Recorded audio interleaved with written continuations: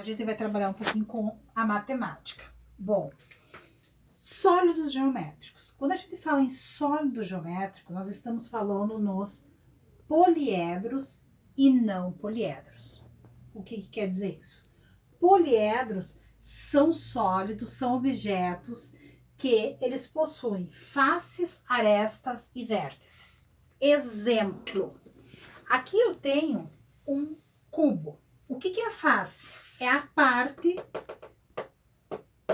dele, né? No caso, a parte da frente, a parte do lado, a parte de trás, a parte de cima, de baixo. Então, aqui eu tenho um cubo. A aresta é a junção das linhas aqui, ó. Essa junçãozinha aqui na ponte, isso aqui, a junção de duas linhas, nós temos a aresta. E a vértice, então, é essa parte aqui, tá? É a ponta deles. E os poliedros, eles não rolam, eles são retos, certo? Eles são objetos que são sólidos, o próprio nome já está dizendo. E eles têm as partes, como eu disse, as faces, as arestas e as vértices. E aqui, então, o cubo é um exemplo de poliedro. O retângulo é outro exemplo de poliedro, certo? Por quê? Porque eles têm pontas, bem mais fácil para a gente guardar, eles possuem pontas. Então, né?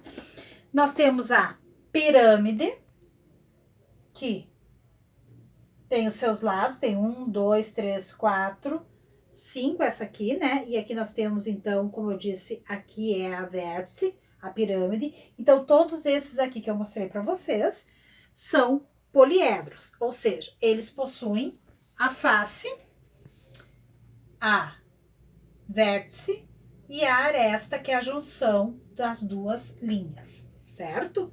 Bom, mas aí nós também temos os não poliedros, né? Ou seja, são aqueles que rolam. E aí nós temos a esfera. Por que esfera e não círculo? Porque ela é sólida. Aí a diferença entre uma esfera e um círculo, né? No caso aqui, eu tenho, ela é, esse estojinho, ele é, eu posso considerar ele como esfera porque ele é sólido. O durex, eu posso dizer que ele é um círculo porque ele não é sólido, ele é vazado, ele é aberto, certo? Aqui eu tenho o quê? Eu tenho um cone.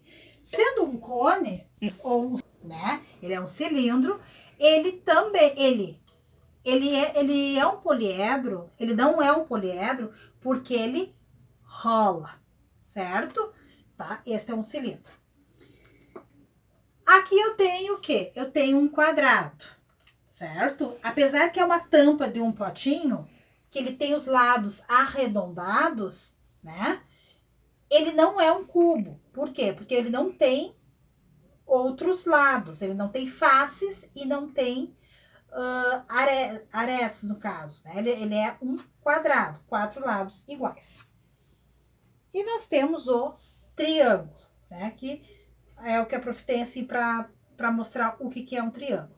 Então, o que eu tenho que ter para mim entender o que são poliedros, o que não são poliedros? Poliedros são aqueles que nós podemos dizer que é o cubo, que é o paralelepípedo, desculpa, que é a pirâmide, o prisma, ou seja, eu não posso enxergar o outro lado. Os não poliedros, aí eu tenho o cone, o cilindro, a esfera, que, como eu falei, eles rolam. Não poliedros, sólidos que rolam. Poliedros, aqueles que não rolam. Eles têm pontas, eles têm, que são chamadas as vértices, tá? Aqui eu botei 2 vezes vértice, mas aqui é face, certo? De sólidos geométricos, né? Além desses que eu falei para vocês, do cubo, do cone, do cilindro, da esfera, o círculo, o triângulo, o retângulo, o quadrado, né? Temos o prisma, a pirâmide. Então, são alguns objetos que nós temos de sólidos geométricos, poliedros e não poliedros, certo? Tá? Então, o que eu tenho que guardar é que aqueles objetos, como o cubo, que possuem pontas, eles não vão rolar, como a diferença do cilindro que rola, certo? Outra coisinha aqui que agora nós vamos ver é a questão dos tipos de frações, que vocês já levaram atividades sobre isso. Então, nós temos 3 tipos de fração. Nós temos as frações próprias, imprópria e aparente. Bom, os nomes das frações. O número de cima, ou seja, a parte que eu pintei a fração, né, se chama numerador. E a parte de baixo, que eu dividi o inteiro, se chama denominador. Na fração própria, o numerador é menor que o denominador. O número de cima é menor que o número de baixo. Na fração imprópria, é o contrário. O número de cima é maior que o de baixo. Bom, e na fração aparente? Na fração aparente, é quando eu tenho um número que ele é múltiplo do número, o numerador, que é o número de cima, né? Ele é múltiplo do número de baixo. Exemplo aqui, 6/3. Bom, 3 vezes 2 vai dar 6. E se eu dividir 6 dividido por 3, vai dar 2. Vai dar uma divisão exata.